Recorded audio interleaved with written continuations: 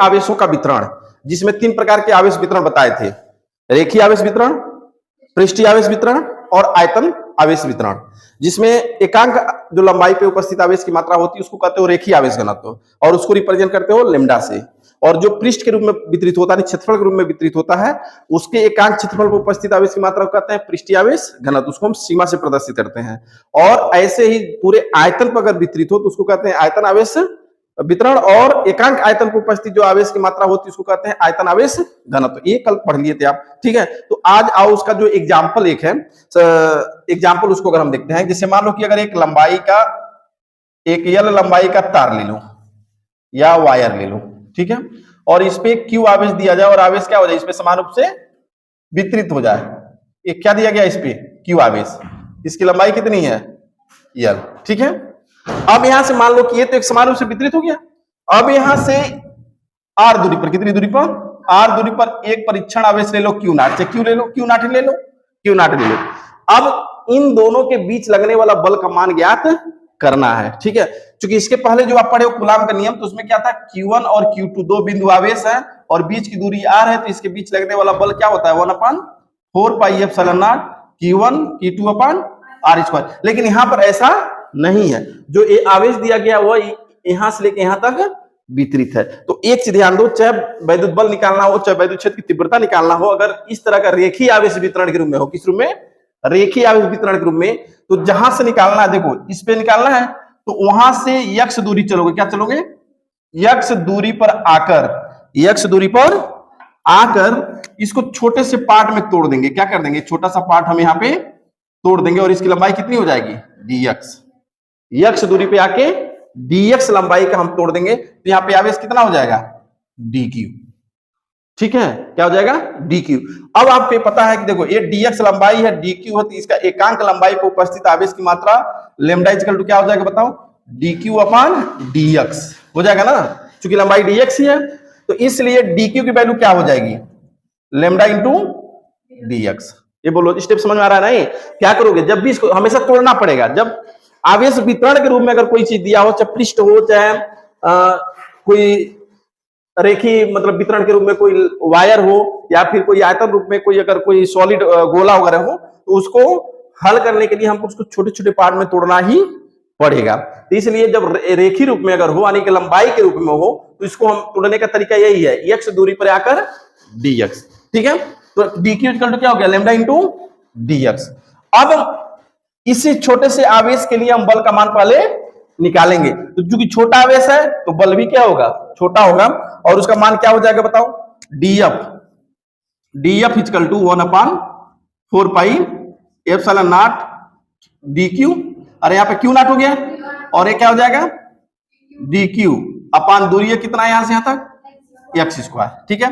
या df equal to क्या लिख सकते हैं, 1/4 pi epsilon naught Q not, और यहां क्या लिखना, लैम्डा इंटू dx अपान x स्क्वायर, ठीक है।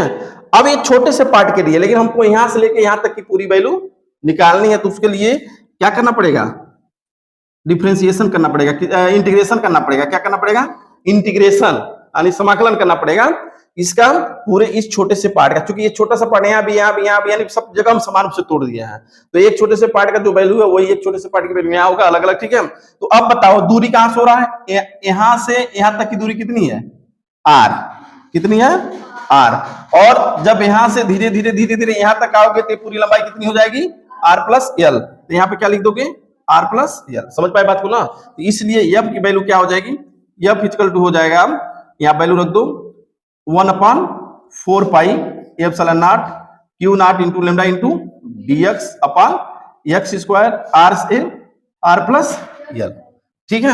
अब यहाँ पे वही चीज हो जाएगा, f इक्वल टू, अब इसमें से देखो कॉमन हो जाएगा क्या, क्यू नॉट लैम्डा बाहर ले लेते हैं, 4 पाई एप्सिलॉन नॉट, और यहाँ क्या बच गया बताओ, 1/x स्क्वायर इंटू dx, ठीक है। और ये कहां से कहां तक, r से r प्लस l, या इसी को क्या लिख सकते हो, इसको लिख सकते हैं q upon lambda 4 pi epsilon not, और इसको लिख सकते हो x minus 2 into dx, r से r प्लस l हो जाएगा ना। देखो इसको ऊपर ले जाओगे तो माइनस हो जाएगा। अब आप फार्मूला पढ़े हो समाकलन का, कि अगर x to the power n into dx अगर है तो इसका फार्मूला क्या होता है, x n प्लस वन अपन n प्लस वन। तो इसका जब डिफरेंशिएशन इंटीग्रेशन जब करोगे तो 4 पाई एप्सिलॉन नॉट और इसका क्या हो जाएगा बताओ, x minus two plus one upon minus two plus one, और यहाँ क्या लिख देंगे, upper limit to lower limit. समझे? अब इसी को जब हल करेंगे तो क्या हो जाएगा, q not n f equal to q not lambda upon 4 pi epsilon not. अब देखो x minus two plus one क्या हो जाएगा, x माइनस वन, और नीचे क्या हो जाएगा माइनस टू प्लस वन अपन माइनस वन, और यहाँ क्या हो गया r से r प्लस एल, या आप इक्वल टू लिख सकते हैं क्या, Q not lambda 4 pi epsilon not, और यहाँ पे देखो x माइनस वन है क्या लिख दें इसको, वन अपान x लिख देंगे ना, और माइनस ऑलरेडी है तो यहाँ पे क्या लगा दो माइनस, और यहाँ हो गया r से r प्लस एल। ठीक है, या एफ इक्वल टू क्या हो जाएगा, q not lambda upon 4 pi epsilon not. अब पहले क्या लिखोगे, अपर लिमिट वाली वैल्यू क्या रखोगे, अपर लिमिट वाली वैल्यू एक्स की जगह, फिर क्या करते हैं माइनस, और माइनस ऑलरेडी क्या हो गया प्लस, और फिर क्या लिखोगे लोअर लिमिट वाली वैल्यू। ठीक है, या एफ इक्वल टू क्या हो जाएगा, q not lambda upon 4 pi epsilon not. अब इसको प्लस वाले को इधर ला दें और माइनस वाले को इधर ला दें। ठीक है, ये हो गया। और जब फाइनल जो तुम्हारा अब आंसर आ जाएगा तो इसको क्या लिख दोगे, यही तुम्हारा फाइनल आंसर आ गया। ठीक है, यही तुम्हारा फाइनल आंसर आ गया। ठीक, तो कल नोट भी किए थे तुम लोग, हाँ, लेकिन एक बार देख लो उसमें कहीं अगर कोई चीज हो तो उसको करेक्ट कर लो। हालांकि क्यू नॉट क्यू भी यहाँ पे जब लेमडा इंटीग्रल कर दोगे तो क्यू भी हो जाएगा। ठीक है, तो यहाँ क्यू ही कल तुम लोग लिखे थे, लेकिन फिलहाल जो हाँ, लेकिन फिलहाल जो पूरा आंसर तुम्हारा है ये है, इसको जो है एक बार देख लो।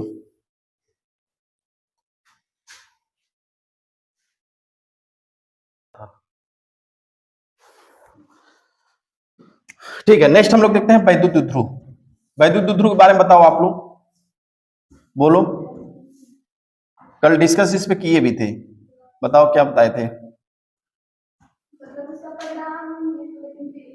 पहले ये बताओ कि इलेक्ट्रिक डाइपोल होता क्या है, पहले आप ये बताओ कि वैद्युत ध्रुव होता क्या है।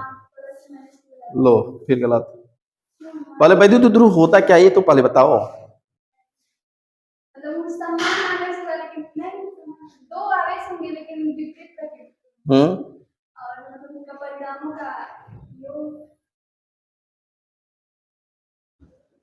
देखो वैद्युत ध्रुव कब बनेगा, इसको देखो, वैद्युत ध्रुव में क्या होता है कि एक माइनस की होता है और एक प्लस की होता है, मतलब दोनों दो आवेश है, दोनों आवेश का मान क्या है, समान है, लेकिन दिशा क्या है, विपरीत है।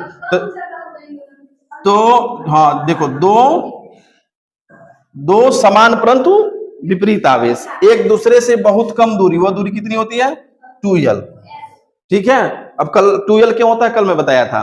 दो समान परंतु विपरीत आवेश एक दूसरे से बहुत कम दूरी 2l पर स्थित होते हैं, तो ऐसे निकाय को या ऐसी संरचना को क्या कहते हैं, वैद्युत द्विध्रुव। ये वैद्युत द्विध्रुव हो गया, दो समान परंतु विपरीत आवेश एक दूसरे से अल्प दूरी पर या बहुत कम दूरी पर स्थित होते हैं, तो उसी को क्या कहते हैं, वैद्युत द्विध्रुव कहते हैं।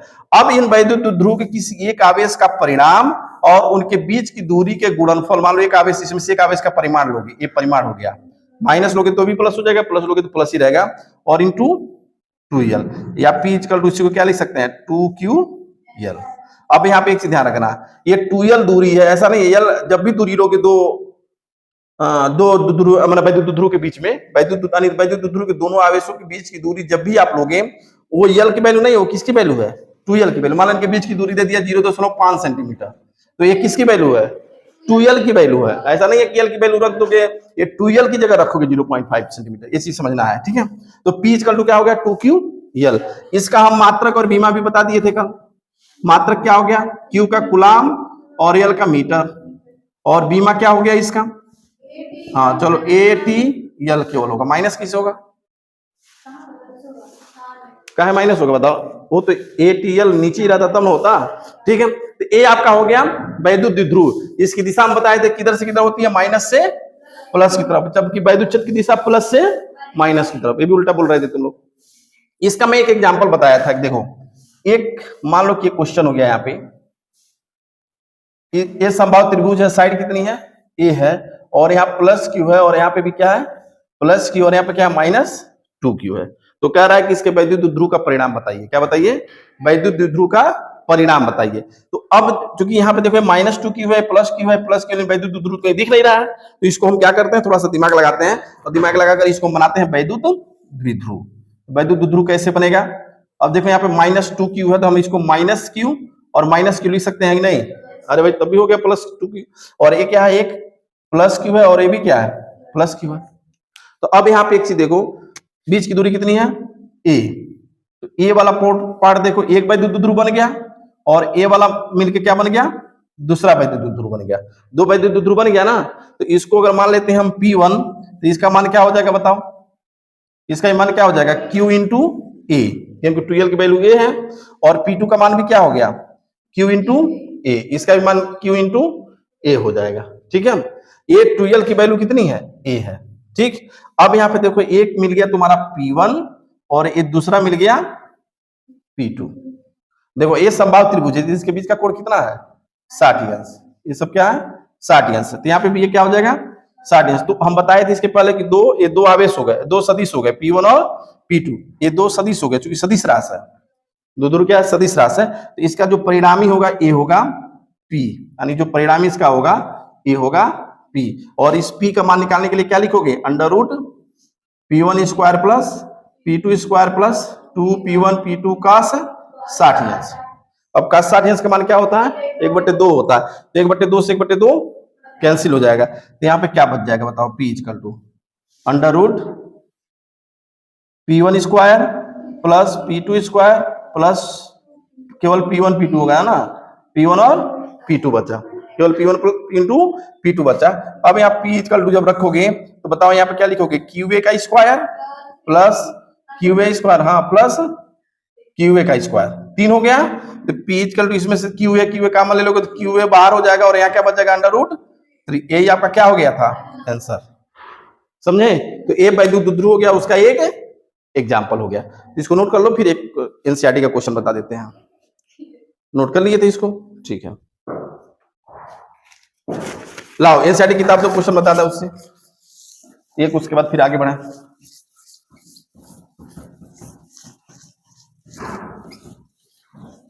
लाओ दो,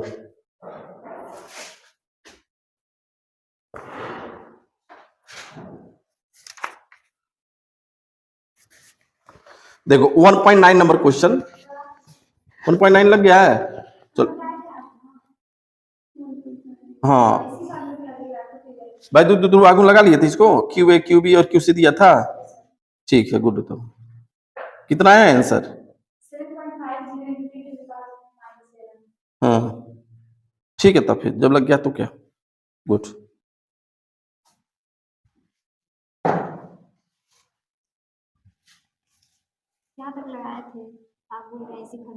चलो ठीक है, गुड।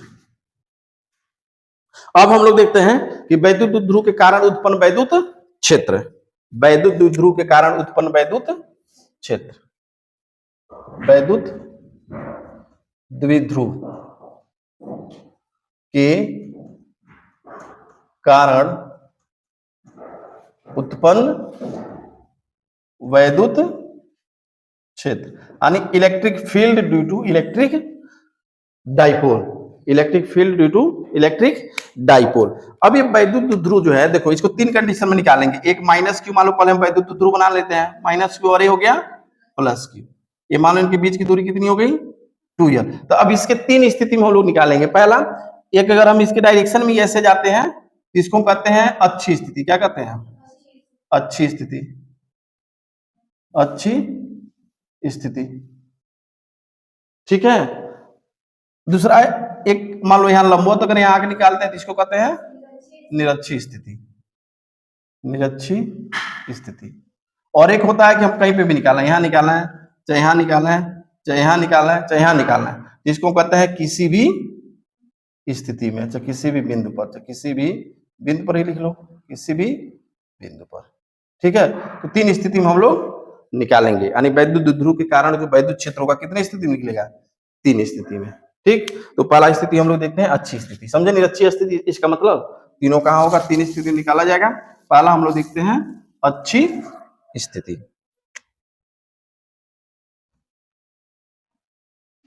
अच्छी स्थिति में वैद्युत द्विध्रुव के कारण उत्पन्न वैद्युत क्षेत्र।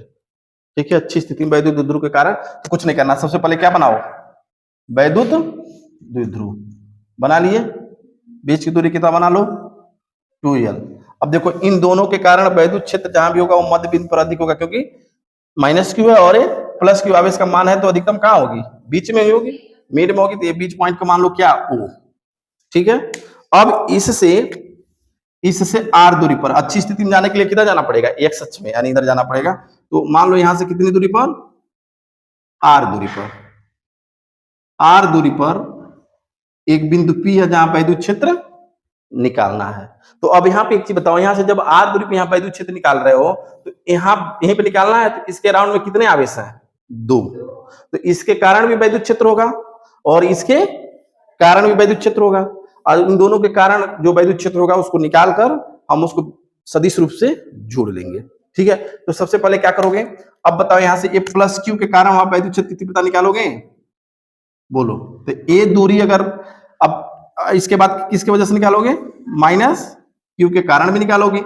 अब यहां ये बताओ ये पूरा दूरी कितनी है 2l, तो यह दूरी कितनी हो जाएगी l, और ए भी दूरी कितनी हो जाएगी l। समझ में आ रहा है ना। तो अब यहाँ पे एक चीज बताओ, जब यहां से यह पूरी दूरी कितनी है r, तो यहां से यह दूरी कितनी हो जाएगी, क्या करोगे, अरे यहां से यह दूरी कितना है r, और यहां से निकालनी है तो l को क्या कर दो, घटा दो, तो क्या कर दोगे r माइनस l, घटा दोगे ना। अब बताओ यहां से यह दूरी कितनी है r, और जब यहां से निकालना है तो क्या करना है, l उसी में जोड़ देना, क्या हो गया r प्लस l, ये हो गया। दूसरी चीज है, ये प्लस क्यू के कारण अगर यहाँ वैद्युत क्षेत्र निकालो तो इसकी दिशा किधर होगी, बाहर की तरफ। ये मान लो इसको क्या, इसको ले लेते हैं E प्लस क्यू, होगा ना। अरे भाई प्लस के कारण निकालोगे तो दिशा किधर होगी, बाहर की तरफ बताए थे, और माइनस के कारण जब निकालोगे किधर होगा, आवेश की तरफ, यानी माइनस क्यू है तो इसके अंदर की तरफ होगी, इसके तरफ होगा, तो ये किसके वजह से हो गया, माइनस क्यू। अब यहाँ पे देखो दोनों का मान क्या है, दिशा विपरीत ही नहीं है, तो जब भी हम इसको रिजल्टेंट निकालेंगे तो वहां पे घटाना पड़ेगा, जोड़ेंगे नहीं, घटाएंगे। तो अब यहाँ पे पहले निकाल लो E1 यानी E plus Q, E plus Q के कारण निकालोगे क्या आएगा बताओ, 1/4 पाई एप्सिलॉन नॉट क्यू अपन दूरी कितना है प्लस क्यू के कारण, r माइनस एल का होल स्क्वायर। इसी तरीके से E माइनस क्यू, इसकी वैल्यू निकालोगे क्या आ जाएगा, 1/4 पाई एप्सिलॉन नॉट क्यू अपन r प्लस एल का होल स्क्वायर। ठीक है, ये दोनों क्या है, सब सदिश राशि हैं। तो जब इसका नेट निकालोगे ई नेट जब निकालोगे तो क्या हो जाएगा बताओ, E plus Q minus E minus Q. क्यों माइनस किया जा रहा है, क्योंकि यहाँ पे दिशा विपरीत है। ठीक है, तो ये तुम माइनस कर दो। अब यहाँ पे E नेट वैल्यू रख दो, E net is equal to 1/4 pi epsilon naught Q upon r minus L का whole square minus 1/4 pi epsilon naught Q upon r plus L का होल स्क्वायर, या E नेट क्या कॉमन हो जाएगा इसमें, Q अपान 4 pi epsilon naught common ले लो, तो यहाँ क्या बच गया 1/r माइनस एल का whole square minus 1/r plus L का होल स्क्वायर। ठीक है, अब इसको कॉमन जो बीजगणित का नियम है उसको लगाइए आप, तो E नेट इक्वल टू क्या हो जाएगा, Q upon 4 pi epsilon not, और यहाँ एलसीएम ले लो क्या, r माइनस एल का होल स्क्वायर और r प्लस एल का होल स्क्वायर। तो देखो r माइनस एल से r माइनस एल कैंसिल हो जाएगा, तो यहाँ क्या बचेगा r प्लस एल का होल स्क्वायर। इसको हम तोड़ देते हैं, a square plus b square plus 2rl हो जाएगा ना, माइनस, अब माइनस प्लस वाला कैंसिल हो जाएगा तो माइनस वाला बचेगा। यहाँ क्या लिखोगे r स्क्वायर प्लस, लेकिन माइनस जब यहाँ गुणा करोगे तो हो जाएगा minus a square plus b square minus minus minus क्या हो गया प्लस 2rl, ये हो जाएगा। समझ रहे हो कैसे हुआ है, जैसे जब इसको हम ब्रैकेट में लिखेंगे ऐसे तो ये प्लस और यहाँ माइनस होगा, लेकिन जब ब्रैकेट है वो तो माइनस क्या हो जाता है, माइनस हो जाता है, प्लस है तो माइनस हो जाएगा, माइनस है तो प्लस हो जाएगा। तो ये क्या हो गया देखो, r स्क्वायर से r square cancel, L square से एल स्क्वायर कैंसिल, ये आपका कैंसिल हो गया। तो अब आपका यहाँ क्या बच गया, यहाँ मिल गया आपका E equal to Q upon 4 pi epsilon not, और ऊपर क्या मिल गया 4 RL। देखो 2 RL कितना हो जाएगा 4 RL, और इसको लिख सकते हैं R square minus L square का होल स्क्वायर, हो जाएगा ना। तो अब यहाँ पे E इक्वल टू इसको लिख सकते हो 1/4 पाई एप्सिलॉन नॉट, और इसको देखो क्या लिखना है 2 into 2QL 2QL into R लिख सकते हैं कि नहीं? अरे 4 तो 2 इंटू 2 लिख सकते हो ना। और नीचे क्या हो गया देखो R square minus L square का होल स्क्वायर, या E equal to 1/4 pi epsilon not. 2QL किसके बराबर होता है P के, अभी बताया उसके। P इक्वल टू क्या होता है 2QL, तो यहाँ क्या हो गया 2PR अपान R square minus L square का होल। तो यह उसके लिए है जब ये बहुत बीच की दूरी बहुत ज्यादा हो तब ये फार्मूला लगाएंगे, लेकिन जब बीच की दूरी बहुत कम हो तो एल का मान क्या होता है बहुत छोटा है किससे R से, तो जब स्क्वायर करोगे तो और भी छोटा हो जाएगा, तो इसलिए एल के मान को क्या करेंगे छोड़ देंगे। जब एल का मान बहुत छोटा है, मान लो 0.1111 बहुत छोटा 0.0000001, उसका कोई प्रभाव है, उसको छोड़ देते हैं। तो E इक्वल टू क्या आ जाएगा 1/4 पाई एप्सिलॉन नॉट 2PR अपान, अब देखो जब ये हट जाएगा तो R स्क्वायर का स्क्वायर करोगे क्या हो जाएगा R पे पावर 4 हो जाएगा ना। तो ए पी यहाँ छोड़ दिया तो पी यहाँ, एक R से एक R कैंसिल, तो E इक्वल टू क्या बचा बताओ 1/4 pi epsilon not 2P upon RQ। ये आपका क्या गया अच्छी स्थिति में उत्पन्न वैद्युत क्षेत्र की तीव्रता। तो अच्छी स्थिति में यानी वैद्युत ध्रुव के कारण अच्छी स्थिति में उत्पन्न वैद्युत क्षेत्र की तीव्रता E इक्वल टू क्या होता है 1/4 pi epsilon not 2P upon RQ। ठीक है, एक बार देख लो, हालांकि नोट किए ही होगे तुम लोग। चलो नेक्स्ट हम लोग देखते हैं निरक्षी स्थिति में। निरक्षी स्थिति में वैद्युत क्षेत्र की तीव्रता, निरक्षी स्थिति में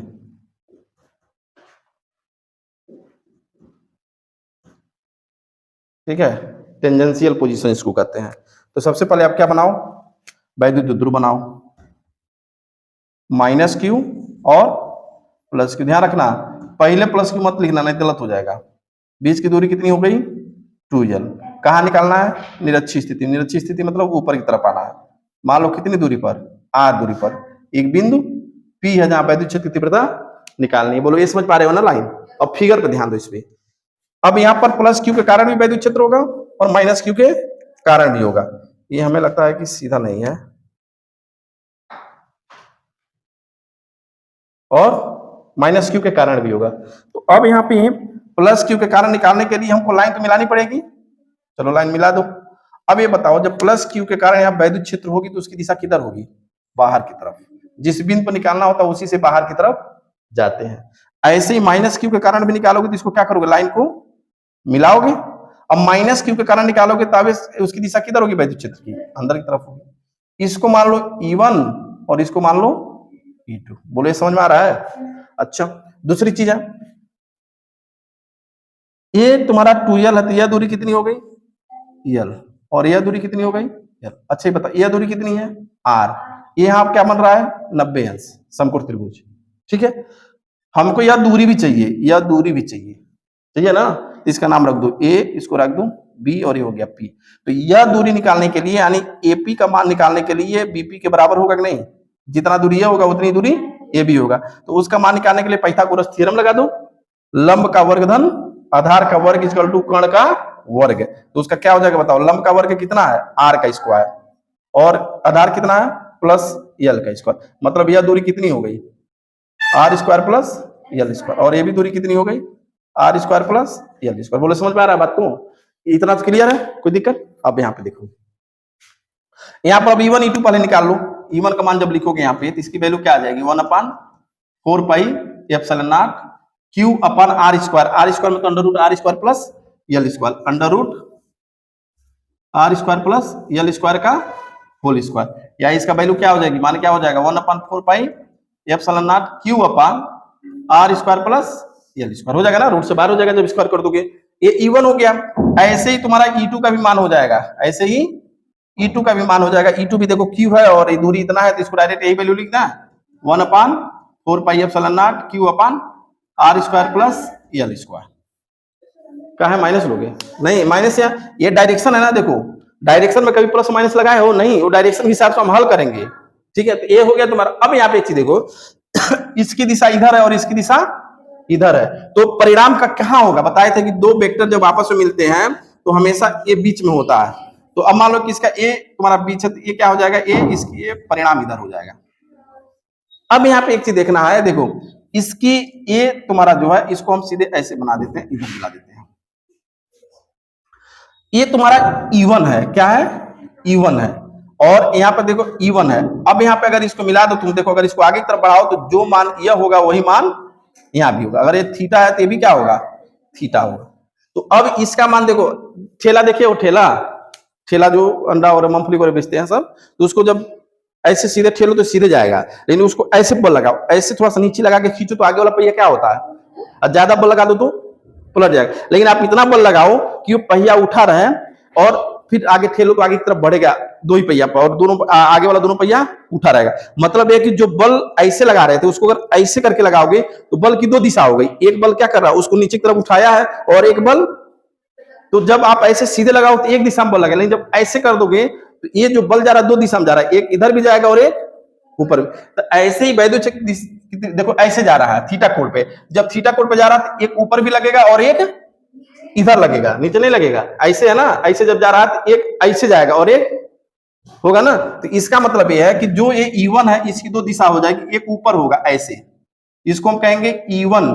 देखो थीटा जब यहाँ है तो ये वाला पार्ट जो होता है, जैसे मान लो कि यहाँ पे हम ये चीज है, अगर ये थीटा ले लिए, ये थीटा ले लोगे तो एक ये तुम्हारा साइन हो जाएगा, ये लंब हो जाएगा और ये आधार होगा। जिसके साथ कोण बनता है वही आधार होता है, तो ये आधार हो गया, तो ये लंब हो जाएगा। तो लंब को हम लिखते हैं साइन थीटा। क्या लिखते हो, साइन थीटा। तो अब देखो जब यह E1 साइन थीटा है तो इसका cos थीटा किधर जाएगा, इधर आ जाएगा, और इसको कहेंगे E1 cos थीटा। एक क्लास 11 में बताया गया होगा घटकों का वियोजन, सदिश के घटकों का वियोजन।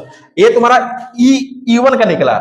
ऐसे ही जब E2 का निकालोगे, देखो E2 नीचे की तरफ है, E2 का क्या है, नीचे की तरफ है, तो जब यह थीटा है, यह थीटा है तो ये भी थीटा हो जाएगा भाई, ये भी थीटा यहाँ है तो ये भी थीटा हो जाएगा। तो जब ये नीचे की तरफ आ रही है, अब ये ऐसे जा रहा है, इसका मतलब एक नीचे होगा और एक ऐसे होगा।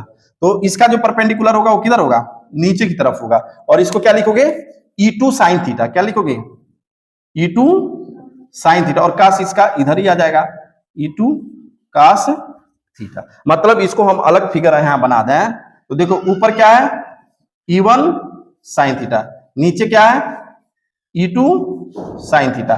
ठीक है, अब यहां पे ऐसे बना देते हैं, ये क्या है तुम्हारा E1, इधर क्या आ गया E1 cos थीटा। ठीक है, और जब E2 साइन थीटा लिए हो तो ये तुम्हारा इधर E2 हो गया, ये थीटा यहाँ पे भी है, थीटा यहाँ पे भी है, तो E2 cos थीटा इधर आ गया। ठीक है, ये तुम्हारा फिगर अलग से बन गया। अब यहाँ पे देखो E1 साइन थीटा यानी E1 बराबर है E2 भी बराबर है, तो E1 का भी मान बराबर होगा E2 का भी मान, यह ऊपर है और ये, तो दोनों का मान जब बराबर है तो दिशा विपरीत है, तो ये दोनों आपस में क्या हो जाएंगे, कैंसिल। ठीक है, E1 साइन थीटा और E2 साइन थीटा यानी E1 साइन थीटा और E2 साइन थीटा का मान बराबर, हाँ इक्वल बराबर, परंतु विपरीत है, परंतु विपरीत है।